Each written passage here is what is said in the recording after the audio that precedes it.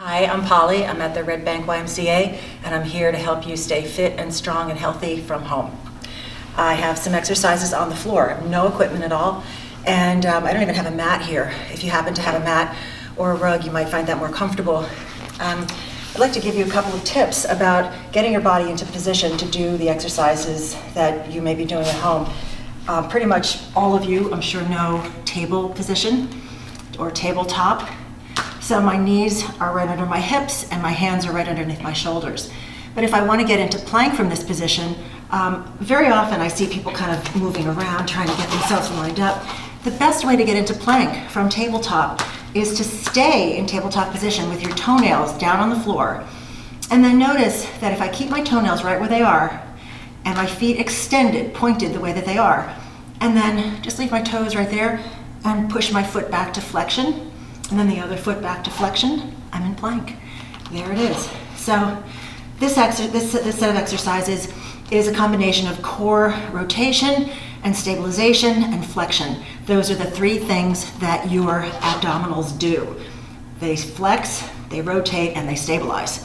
So to start out in stabilization, I'll turn out this way. In plank, anti-rotation. This is a weight shift, again, very important on our legs and our arms, and alternating shoulder tap. Alternating shoulder tap. Notice that my hips are not rotating. It's a whole lot easier to do this exercise with your feet wider, but if you want to challenge yourself, narrow your feet out. And I think I'm doing about 10. So there's anti-rotation. And then a rotation exercise in side plank. Getting from plank position to side plank position is a quick little process. So from the side, I'm in full plank. To go to side plank, my feet stay right where they are and they just flip. So now my feet are split and I'm on the instep of the front foot and the outside of the foot of the back foot. If I want to be up on my hand, there's my plank, my side plank. Or this would be way more comfortable with a mat under my elbow, but we're pushing down into the palm, so I'm not really pushing into my elbow too much. I could also, if I wanted to, modify this plank by bending my lower knee. So now I'm in modified side plank. Okay, or if I want to make it harder, and now this floor is slippy, go up into stacked position with my feet. But I think I'm going to stay in split. And under, and reach. And under, and reach. So there's your rotation. And to make this harder, go ahead and use a can of kidney beans or whatever you happen to have to make it, to add weight to the movement. I think that might be 8 or 10. Lots of lower obliques going on right there. And then the other side. Oh, it's really okay, again, in plank, into side plank. If I decide to do this side all the way up, on my hand, rotate under and up. Just be aware that you don't want to fling the arm back when you go up.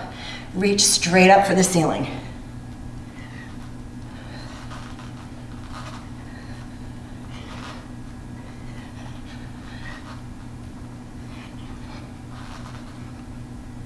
Protect the shoulder.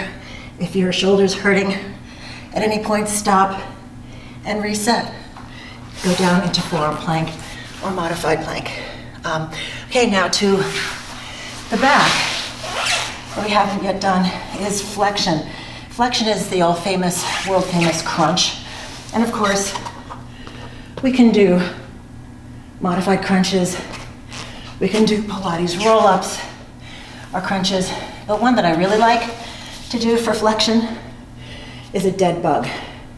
So starting with the arms overhead and the legs down, we're going to bring in one arm and one leg alternately. Notice that my head is down.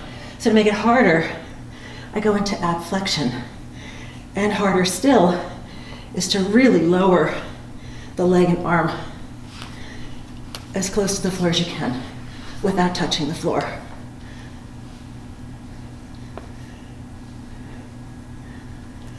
And then another version, another ab flexion exercise, in and out, and in and out. So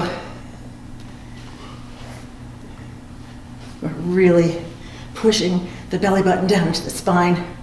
Notice when you're doing any exercise where you're stretching the arms and legs out, if you start to feel that in your back, when you're in this position fully extended, there's a little space underneath my back. I can protect my back by exhaling.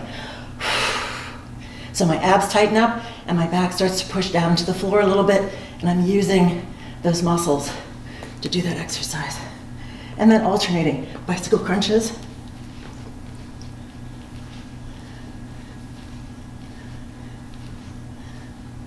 There you go.